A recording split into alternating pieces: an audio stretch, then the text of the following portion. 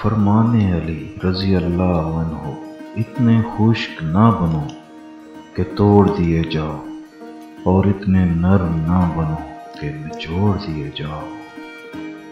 حضرت علی علیہ السلام نے فرمایا، کوئی تم سے بھلائی کی امید رکھے تو اسے مایوس مت کرو، کیونکہ لوگوں کی ضروریات کا تم سے وابستہ ہونا تم پر اللہ کی عنایت ہے۔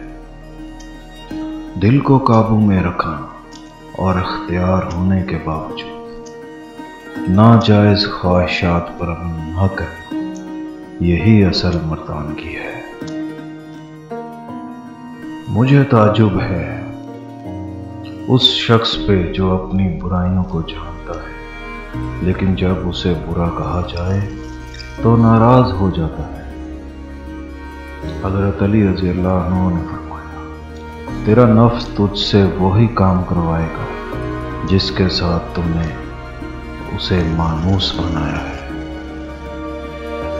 جسے تقدیر پر یقین ہوتا ہے وہ اپنے اوپر نازل ہونے والی مصیبتوں سے نہیں گھبراتا۔